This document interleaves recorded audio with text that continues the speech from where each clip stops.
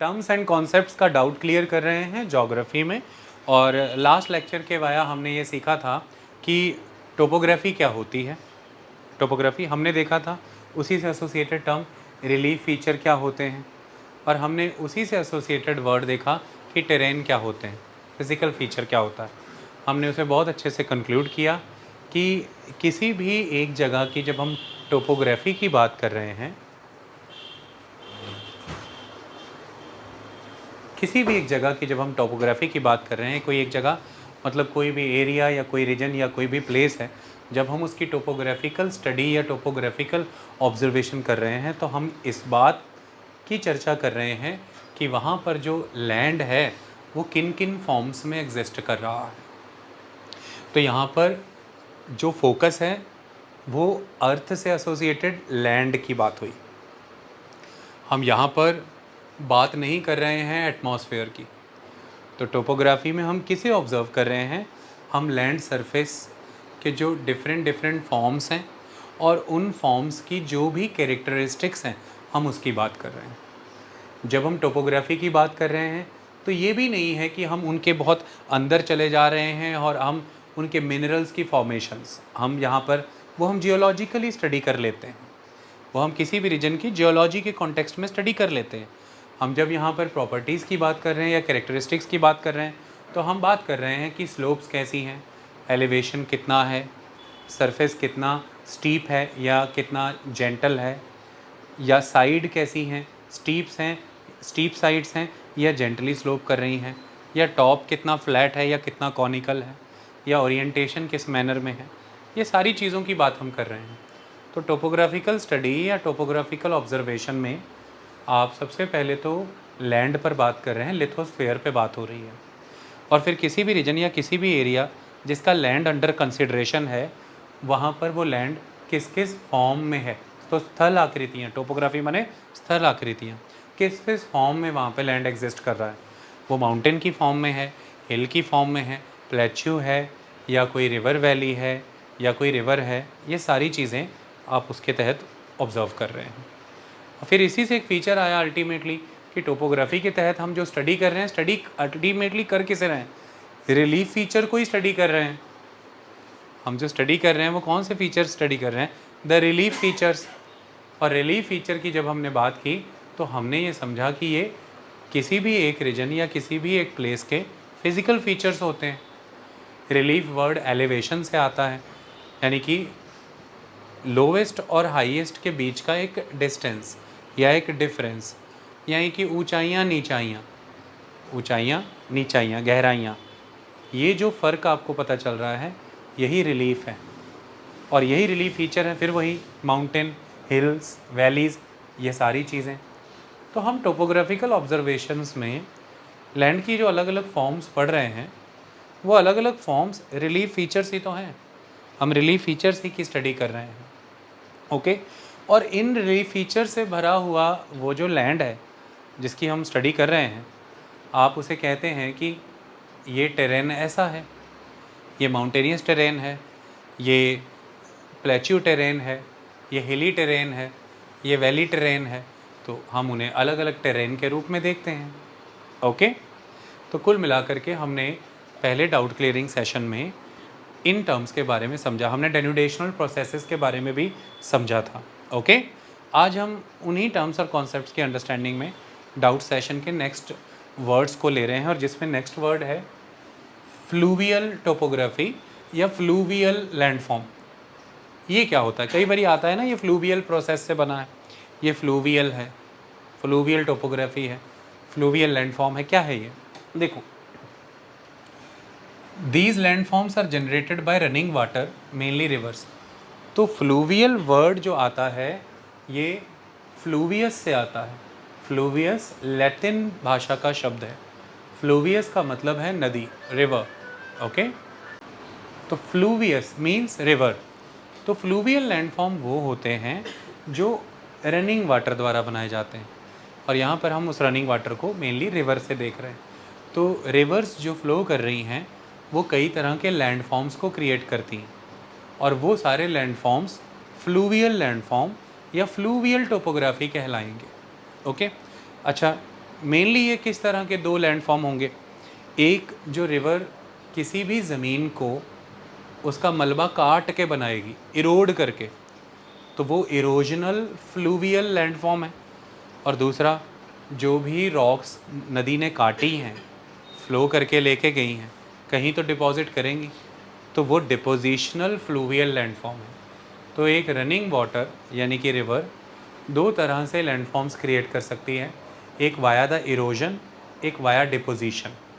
इसलिए दो तरह के फ्लूवियल लैंडफॉर्म्स एग्जिस्ट करते हैं, एक है फ्लूवियल इरोजनल लैंडफॉर्म जो इरोजन से बने हैं, दूसरे हैं फ्लूवियल डिपोजिशनल लैंडफॉर्म जो डिपॉजिट करके बने हैं उस सेडिमेंट को।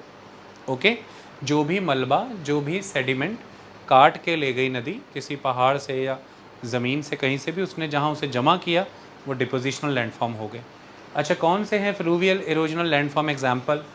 जैसे कि गॉर्जेस, नदी जब पहाड़ों से निकलती है तो वो डीप कटिंग करती है, डीप कटिंग, हेडवर्ड कटिंग, आगे की ओर काटती है, वो रास्ता बनाती है ना अपना, तो नीचे नदी बह रही होगी, दोनों तरफ तीखी दीवारें होंगी पहाड़ों की, वो गॉर्जेस हैं।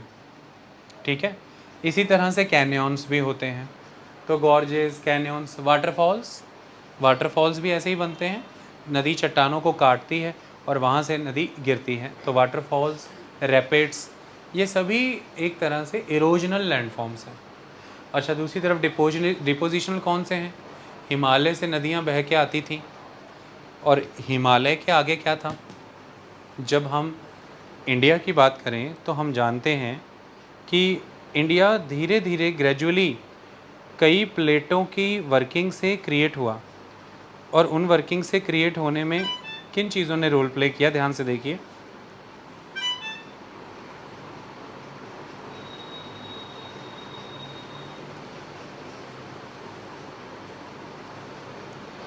देखिए, हम जानते हैं कि जो अर्थ है, इसकी जो ये लिथोस्फेयर है, डिफरेंट डिफरेंट प्लेट्स में डिवाइडेड है, हम उन्हें टेक्टोनिक प्लेट्स कहते हैं, ये हमने ज्योग्राफी में पढ़ाया है। इंडियन प्लेट जब यूरेशियन प्लेट की तरफ बढ़ रही थी तो यूरेशियन प्लेट से टकराई, और यूरेशियन प्लेट से टकराई तो अल्टीमेटली हिमालय तो क्रिएट हुआ ही, हिमालय तो क्रिएट होगा ही, क्योंकि फोल्ड क्रिएट हुए। जब आप दो प्लेट्स को टकराएंगे तो फोल्डिंग होगी, और इसलिए हिमालय टेक्टोनिक प्लेट मूवमेंट से बना हुआ माउंटेन है और फोल्डिंग की मदद से बना है। तो जैसे यहाँ पर मैंने ये रखा, ये एक प्लेट है, ये दूसरी प्लेट है, दिख रहा है ना? ये दो प्लेट्स हैं, नहीं दिख रहा ना? इसलिए मैंने पूछा। ये एक प्लेट है, दूसरी प्लेट है, दोनों जब एक दूसरे से आके टकराएंगी तो इस तरह से इनके टकराने से ये पॉसिबल, ये टकराई तो फोल्ड बन गए, है ना? देखिए, ये फोल्ड 1, ये फोल्ड 2, पर इस फोल्ड के बाद अगर मैं इसे एंटीक्लाइन कहूँ तो इसके बाद ये एक वैली भी तो बन रही है, दिस इज़ द सिनक्लाइन, तो फिर ये एक फोल्ड बना, फिर आगे वैली बनी। तो इस तरह से जब इंडियन प्लेट आके यूरेशियन प्लेट से टकरा रही है तो उस दौरान हिमालय की फोल्डिंग हुई और हिमालय क्रिएट हुए फोल्डेड माउंटेन के रूप में। लेकिन जब हिमालय फोल्डेड माउंटेन के रूप में क्रिएट हो रहे हैं तो ये तो फोल्डिंग हो गई, लेकिन इसके आगे यहाँ पर जो एक डिप्रेशन क्रिएट हुआ है, जो एक वैली बनी है, इट इज़ अ सिनक्लाइन, एक खड्डा बड़ा सा, जितना हिमालय है उतनी ही गहरी खाई उसके निचली रेंज के सामने बन गई, और इस तरह से फिर आपके सामने एक चीज़ एग्जिस्टेंस में आई। ये देखिए, ये देखिए, तो देखिए सबसे पहले ये जो मेन रेंज है, ग्रेट हिमालय की रेंज है, इसे हिमाद्री कहते हैं। This second one is laser Himalaya, इसे हिमाचल कहते हैं। Third one is the Shivalik, और इसे आउटर हिमालय कहते हैं। तो 3 फोल्ड बने, 1 2 3। लेकिन इस हिमालय जो शिवालिक हिमालय है, इसके आगे एक देखिए डिप्रेशन भी बना, एक डिप्रेशन क्रिएट हुआ ना। नेचुरली ये होगा ही ना जब ऐसे फोल्ड क्रिएट होंगे। अगर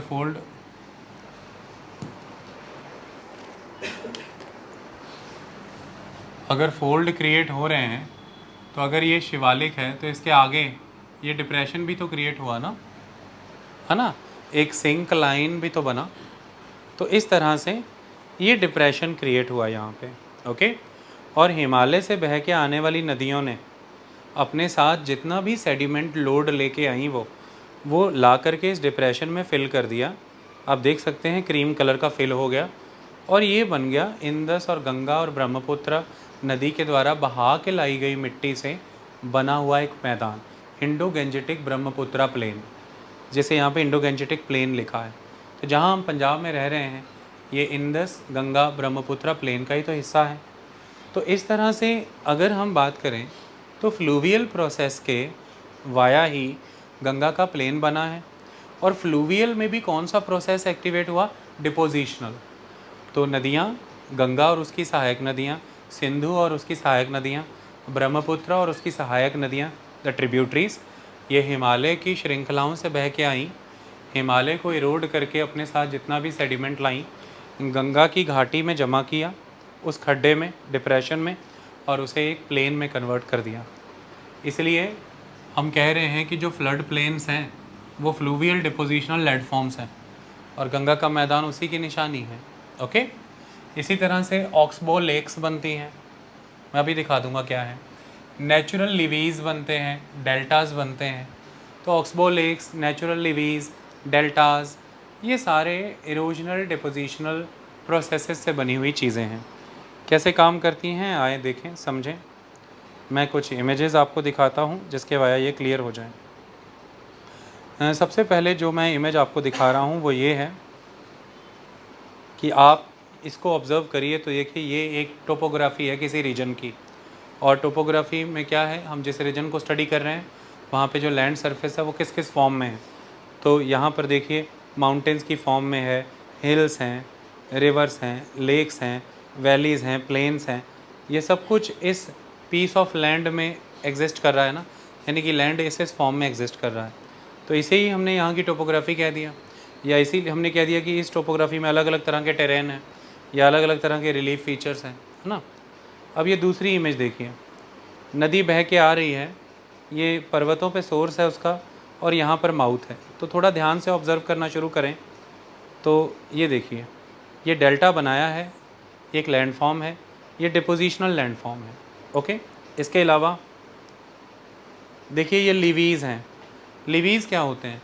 नदी जब बहती है तो उसके जो किनारे होते हैं उन किनारों पर एम्बैंकमेंट क्रिएट होना, बंध, इसे तटबंध कहते हैं।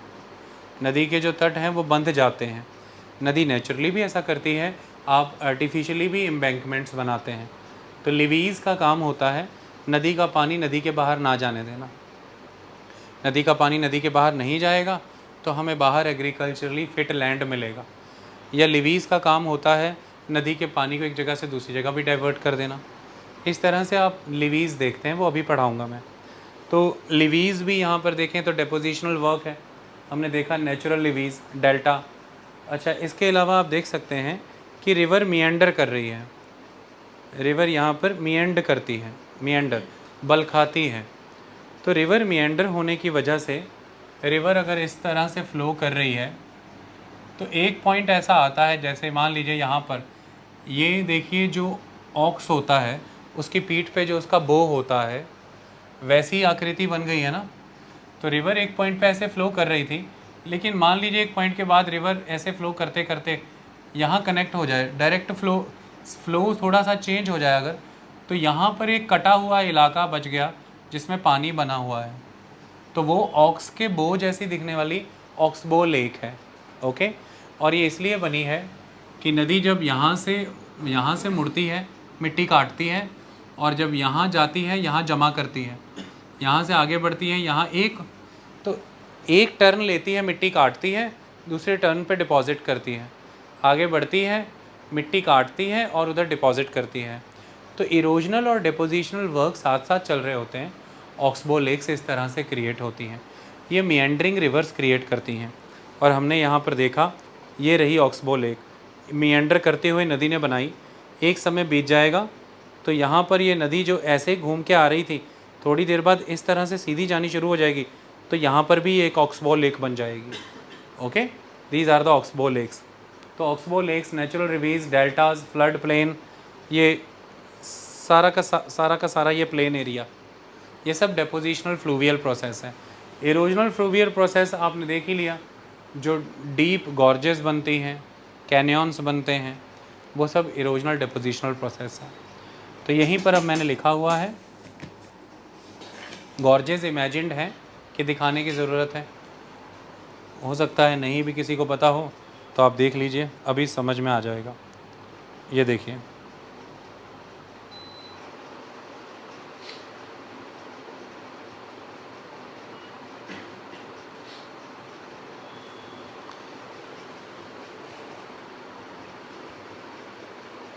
तो यहाँ पर आप देख सकते हैं दोनों तरफ बहुत ही स्टीप माउंटेन वॉल्स हैं, बीच में से रिवर फ्लो कर रही है, से रिवर गॉर्ज। ओके, यहाँ पर देखिए, this is a river gorge. तो नदियाँ इस तरह से पहाड़ों को काट के अपना रास्ता बनाती हैं। तो ये रिवर गॉर्जेस हैं। देखिए, ये बहुत अच्छी इमेज है। ये भी यहाँ पर रिवर गॉर्ज है, द गॉर्जेस। ओके, इसके अलावा मैं ये भी दिखा देता हूँ आपको।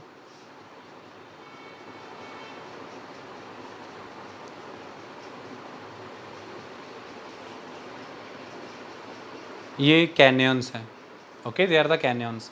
मेजॉरली हम कैनियन से जब डील करते हैं, पानी के अंदर, नदी जब समुद्र में जाती है, अंदर कैनियंस बनाती है, हम उससे डील करते हैं। बट ये गॉर्जेस जैसे ही दिख भी रहे हैं आपको, थोड़े थोड़े अंतर होते हैं, वो फिज़िकल जोग्राफी का कॉन्सेप्ट है। बट ये गॉर्जेस और कैनियन लगभग इसी तरह से, जब नदी ने मिट्टी को, पहाड़ों को काटा, तो डीप गॉर्जेस या कैनियंस क्रिएट किए अपने फ्लो करने के लिए। ओके, हमने यहाँ पर लिखा क्या है, फ्लूवियल प्रोसेस हमें क्लियर हो गया। ये रनिंग वाटर द्वारा होता है, लैंडफॉर्म्स क्रिएट किए जाते हैं। रनिंग वाटर यहाँ पर रिवर को माना गया है, और ये डिपोजिशनल कम इरोजनल दोनों हो सकते हैं। तो लिखा है कि these landforms are generated by running water, mainly rivers. The term fluvial derives from the Latin word fluvius, that means river. Fluvial process results in the formation of two distinct landforms, fluvial erosion landform, fluvial depositional landforms. Fluvial erosional landforms कौन से हैं? Gorges, canyon, waterfall, rapids etcetera. Fluvial depositional landform, flood plains, oxbow lakes, natural levees and deltas. Levees क्या है मैंने आपको बता दिया है। अब मैं आपको उसकी फ़ोटोज़ भी दिखा देता हूँ, ताकि लिवीज़ आपको क्लियर हो जाए।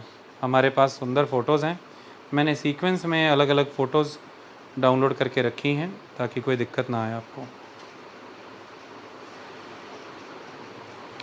सबसे पहले आप इस फ़ोटो को देखेंगे, आप इस इमेज को देखिए। तो देखिए, इस तरह से रिवर फ्लो कर रही है ना। तो हमने क्या देखा, इस तरफ ये देखिए ये वाला, और इस तरफ ये देखिए ये वाला। तो दोनों जो नदी के जो किनारे हैं वो बंधे हुए हैं, है ना।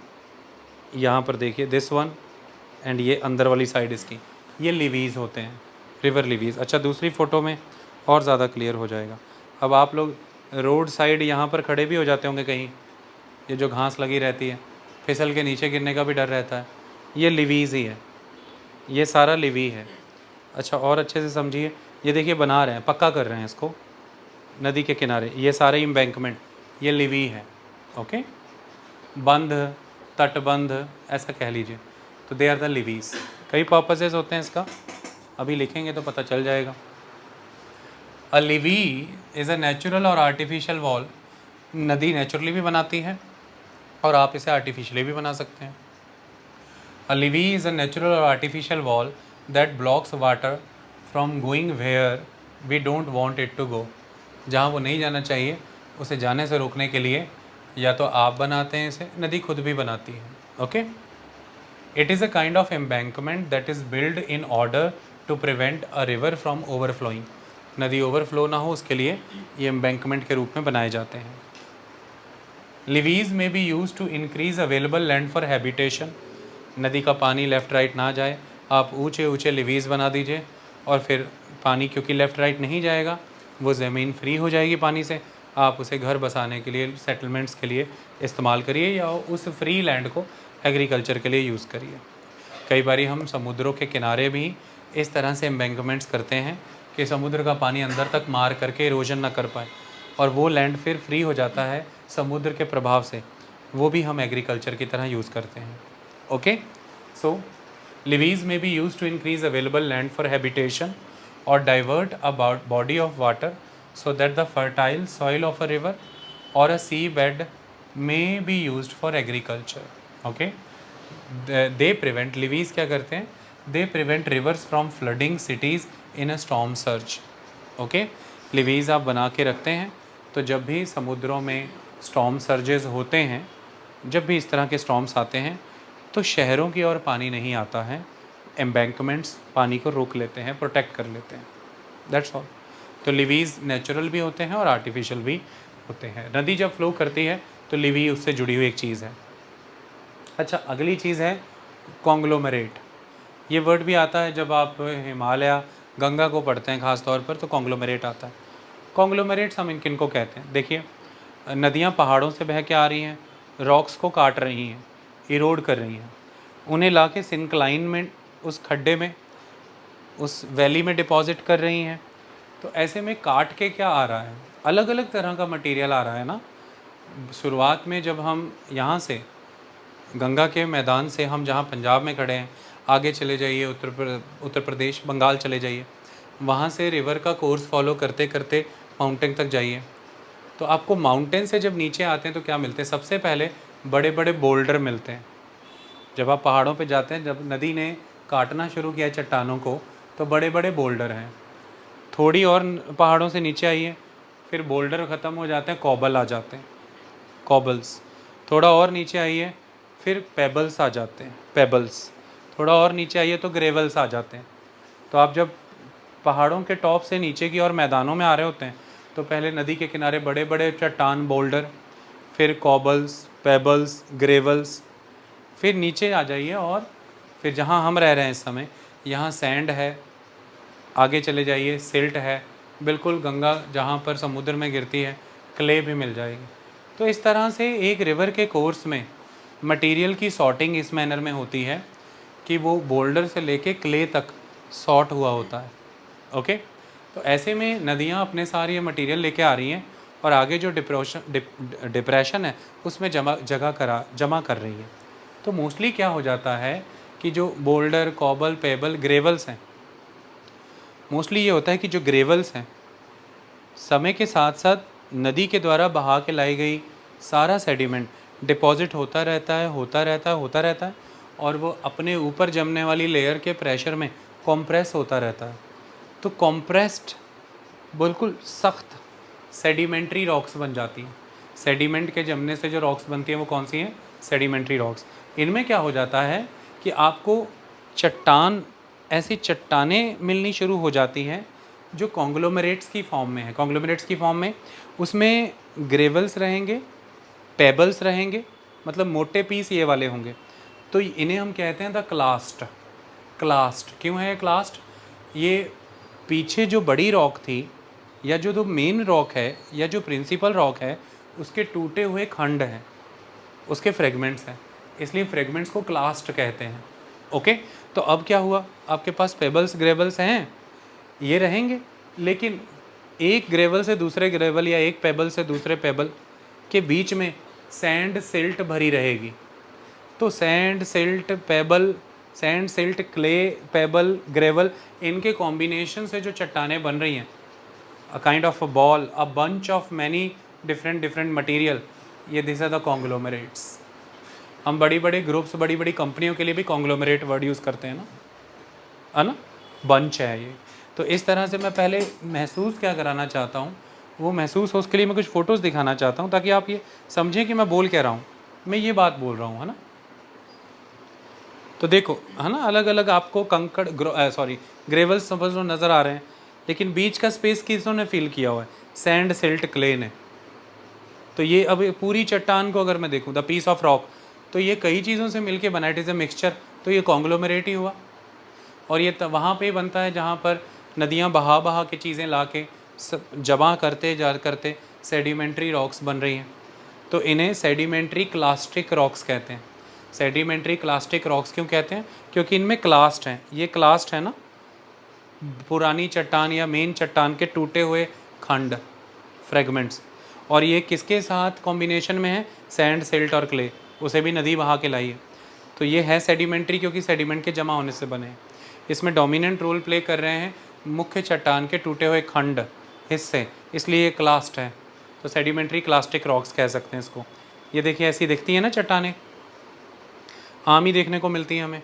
तो सैंड, सिल्ट और क्ले ने अपनी जगह ली हुई है और बाकी ग्रेवल्स और पेबल्स भी इसमें एग्जिस्ट कर रहे हैं। ये देखिए अक्सर ही मिल जाती है ना गंगा के मैदान में ऐसी चट्टानें, हाथ में आप लेते हैं, इन्हें रगड़ना भी शुरू करो तो सैंड सिल्ट अलग होने लग जाता है सैंड पेपर से, और ये वाली जो रॉक्स हैं ये चमकने लग जाती हैं, जो फ्रेगमेंट्स हैं ये हैं कॉन्ग्लोमेरेट्स। ओके, तो वर्ड कॉन्ग्लोमेरेट क्लियर हो गया। सो कॉन्ग्लोमेरेट्स ये रिवर बेड या फिर सेडिमेंटेशन के जमा होने से जो प्लेन्स बने हैं वहाँ पे कॉन्ग्लोमेरेट्स मिलते हैं आपको। सो कॉन्ग्लोमेरेट इज़ अ कोर्स, बहुत ही भुरभुरा, बहुत ही मोटे मोटे ग्रेन्स है ना, coarse grains, not fine grain, coarse grain. तो conglomerate is a coarse grained rock that is often formed in river beds. Hello, clear हो गया है ना। Conglomerate has a variable hardness and it often looks like concrete. जैसे concrete होता है वैसे ही दिखता है, उसमें भी रेता, बजरी, कंकड़ है ना, सब कुछ होता है।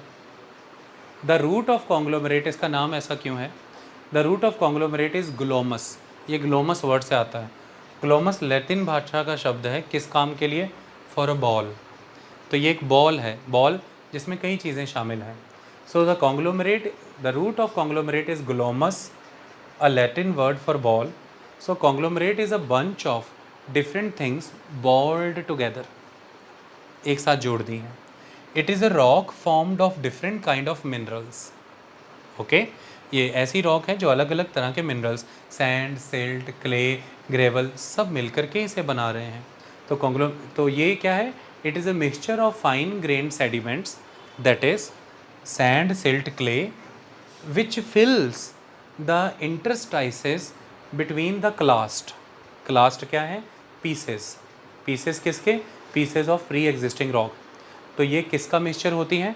फाइन ग्रेन सेडिमेंट होते हैं इसमें, जैसे कि सैंड, सिल्ट और क्ले, वो भरे होते हैं किसके बीच में? दो क्लास्ट के बीच में, यानी कि दो ग्रेवल्स के बीच में सैंड, सिल्ट और क्ले भरा हुआ है। इस तरह से ग्रेवल्स उनके बीच में भरे हुए हैं सैंड, सिल्ट और क्ले, इसलिए इनका एक नाम क्लास्टिक सेडिमेंट्री रॉक भी है। सेडिमेंट्री प्रोसेस है जिसके वाया बनती हैं।